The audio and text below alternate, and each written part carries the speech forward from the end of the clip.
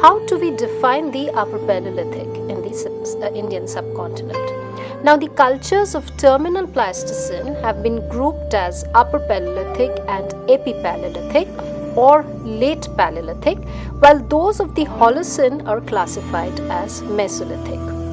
But we shall see that recent dates are taking back the antiquity of these cultures even further. Now, what is terminal Pleistocene? Terminal Pleistocene is the time period between 18,000 years before present to 10,000 years before present.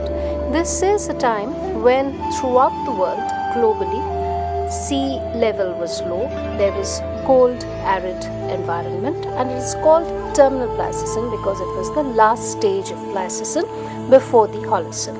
These cultures have been named after European nomenclatures. In the Indian context, we find that stratigraphically, wherever Upper Paleolithic sites have been found, obviously talking about excavated sites, they are seen to succeed the Middle Paleolithic and to precede the Mesolithic. In the European context, these cultural remains, tools basically, have been found with the remains of Homo sapiens sapiens. However, in the Indian context, we haven't, as I discussed before, there is very little fossil evidence, and we haven't found these cultural remains with any fossil remains of the Homo sapiens sapiens. Chronology: a date of 41,900 years before present has pushed back the antiquity of this culture. A few dates are also found between 27,000 to 25,000 years before present, and this also has helped us to revise the chronology. Now, what about the technology and regional distribution of this culture?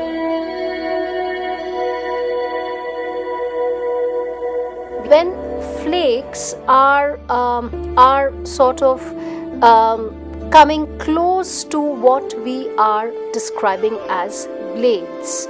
Now, what do they look like? Now, we will see it in the following slides. Now, these implements on flake blades are occurring infrequently in the Middle Paleolithic, but still they are making their presence felt during this time.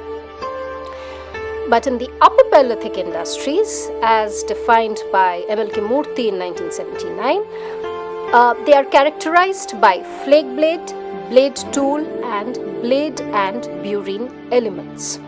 Although these industries comprise the flake element, they are distinguished by the development of blade tool technology.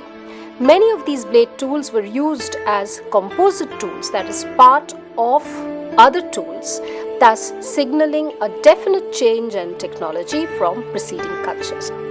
Now, this is a distribution of the Upper Paleolithic sites. You see this very important site of Buddha Pushkar in Rajasthan. You see that there are a lot of sites in central India and also south of the Vindhyas. You see eastern India represented in Orissa.